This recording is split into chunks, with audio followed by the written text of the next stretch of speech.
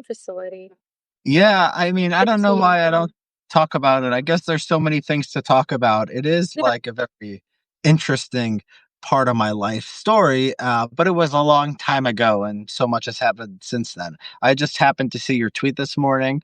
I was, um, I was familiar. I knew that Paris Hilton had declared some kind of jihad against these things. I remember reading in the news that the place I was at, Casa by the Sea, got shut down. So I do Yeah. remember that.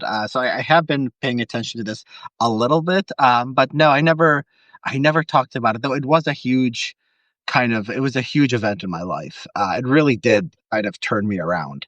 I always see it as kind of the turning point. I was a very screwed up kid, and I'd be interested in hearing about your perspective too. And I always thought that them shutting these things down, it was pretty rough. I mean, there was threats of isolation, like, physical kind of pain. There was this thing when we would get in trouble, they would make us get on our knees and put our hands over our head and listen to like tapes about lives of great men of something like Napoleon, and then take a test. And only then when we passed it, we would be able to get out of this punishment room. So there was like this kind of physical, they would call it abuse, but it's like you need it. It's like teen boys who are just shitheads. They need something. They can't, like, anyone who would have told me to just do something without consequences, I would have not done it at the time.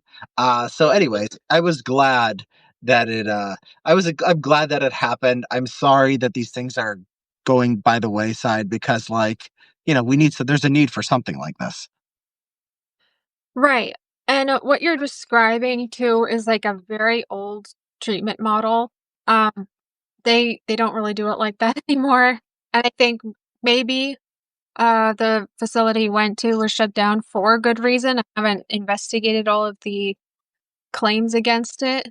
But that's kind of like what we're dealing with. Like the residential treatment represents such a variety, so much diversity within the sector. There's going to be good programs, there's going to be bad programs. Um, but there definitely is a need for it. Um, and it's interesting you went through it and you still feel like, you went with probably through one of the tougher programs and you still feel like you benefited from it.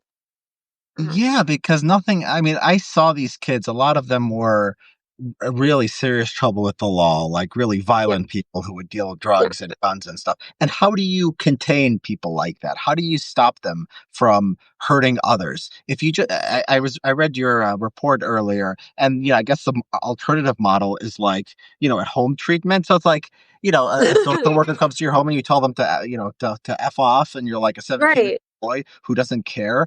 And one thing I'm curious about, so you're saying this is a kind of relatively tough program, and they told us that they sent us to Mexico because it was they could do stuff in Mexico. They couldn't do it in America. We had there was one called something Bay. There was like a legend. Tranquility Base, Tranquility Pennsylvania. Bay, yes. And they taught, Yeah. ironically named, like that was like a place they would say, okay, if you're really bad, if you're too bad for Casa by the Sea, they'll send you by to Tranquility Bay. And the stories we heard would be like, you carry around a giant rock and like bake in the hot Jamaican sun all day. I don't know if that's actually how it was like, but that's like the kind of stuff we would talk about.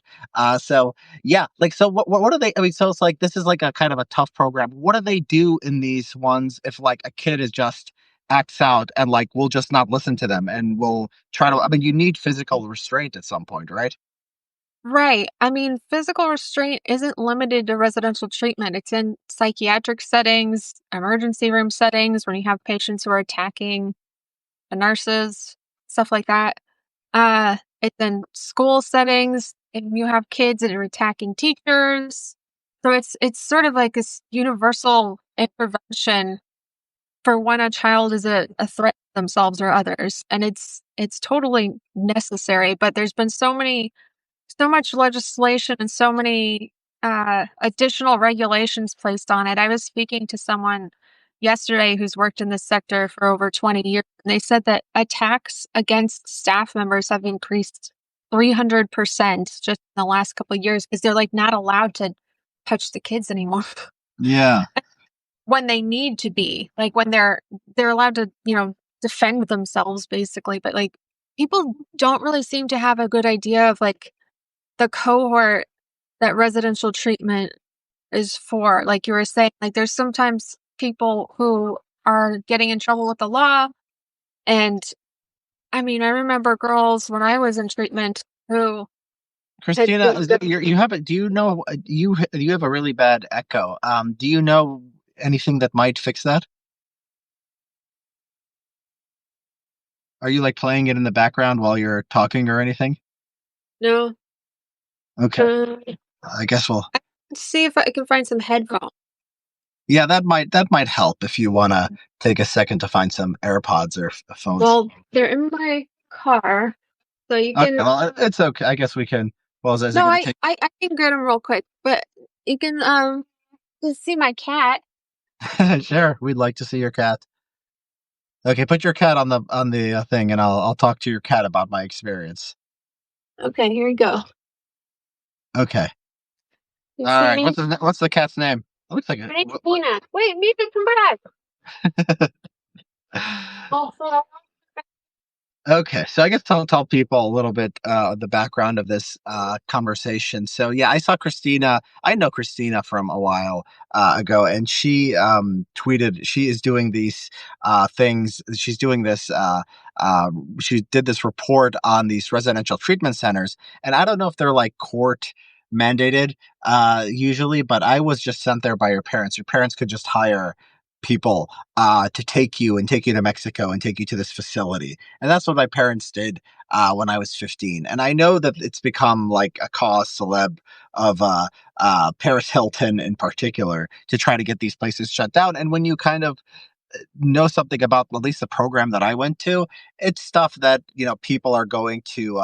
It's stuff that is going to look bad when you do it to quote unquote children. But the cohort you're dealing with here, they tend to be like really really screwed up kids, and they need something extreme. Anyways, I was just talking to people. You've got your headset, Christina. does it work? Is it better? Wait, say something. Yeah, can you hear me? It's still not perfect, but it's a little bit better. It's still. Mm, I think if you're on your phone, I think that's about the limit of what you can do. okay. I'm sorry. Yeah. Where did you go? Tell me about your experience. Oh, so um I went to a few different places. Like the last one where I was the longest, yeah, this audio is really bad. I'm hearing myself. Maybe if I turn my audio down, maybe that'll help a little bit. Maybe. Okay. Say something. Yeah, can you hear me? That's a little better, but maybe it's just because my audio is down. Anyways, we were gonna have to. I think we're gonna have to make do. Okay. I went to actually three of the four facilities that Paris Hilton went to. Apparently, if you flunk out of them, you get kind of kicked up to the next level to a more restrictive setting.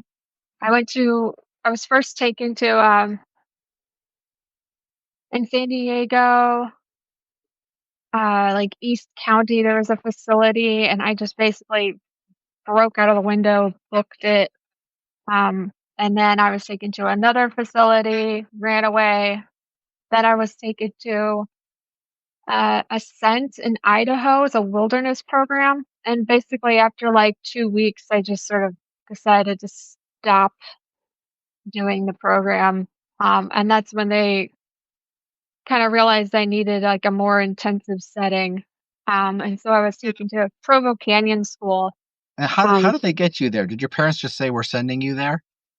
they hire a transport service. In the media, it's common to hear in the last 5 years that kids are like kidnapped from their beds in the middle of the night or whatever. But like, no, like it's legal. Your parents hired them. It's not. It's very misleading to call it kidnapping, and yet as soon as Paris Hilton said this, like you have all these other activists who have been echoing the language that she uses.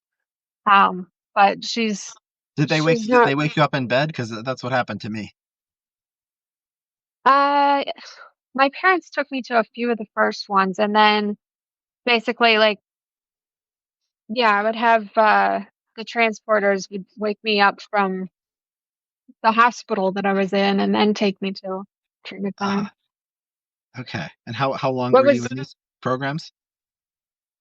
so I had been kind of spiraling out when I was 15, and I had basically had about a dozen placements in different types of short-term programs that just didn't work over the course of like 8 months. And then I was in Provo Canyon School for a year and 2 weeks from 2004 to 2005.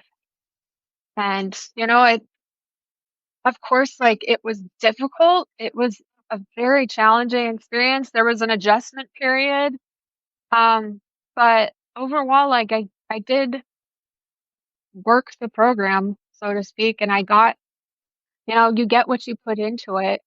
It's a very individualized experience. There's going to be some girls who are very resistant to working on themselves and bettering themselves. And then, um, I was declared sort of safe to go home. It did what it was intended to do to stabilize me so that I could live out the rest of my years until I was 18 with my family. Yeah. And do you felt like it helped you? Yeah. In many ways, yeah. I mean, like I was hurting myself and I was anorexic and suicidal. I haven't had any issues with any of those things. Yeah. Um, but it's not like it's not like a magic cure. Like if you're dealing with mental health issues, it's something you have to continue to work on. And sometimes residential treatment is a good setting where you can use the tools that they provide and learn coping strategies so that you can, manage your mental health issues better when you're older. Yeah. Uh, yeah, I was yes, right. Because like, for me, it was kind of just like a shock. It was like the first opportunity I ever had to, like, get out of the environment I was in and just kinda think about my life, and they do these things, these, like, quasi, cognitive behavioral therapy kinda stuff. They would have you talk about your emotions. It was the first time in my life I was around, like, positive, um, kind of, positive social group because all the kids in there were really big screw ups before they got sent to the program. But in the program, they all the I was around, except for like a few exceptions that I saw, they were all taking it very seriously and they took the rules very seriously and they kind of internalized it. And I think you have to. I mean, it was like, and it was good because we actually took the opportunity to work on ourselves. We had a thing where like we were working on our high school uh degree, and the way we studied was we would have like 2 or 3 hours in the morning and then in the afternoon, and we had no schooling. They would just give you a textbook. You would read the textbook and then you would be like, okay, I'm ready for the test now. And then they would give you credits. And it was aimed at like, I don't know, like aimed at a very low level because I would just breeze through these textbooks and take the test. And I was like, wow, like, because before that, I was failing out of every subject in high school. I wasn't trying at all. I just had no motivation. I just didn't like it. And I'm like, wow, I can just do this very, very easily. And yeah, I got out. Not, I wasn't there that long. Like my parents couldn't take it. Like you're supposed to, they made you promise that you would keep them in the program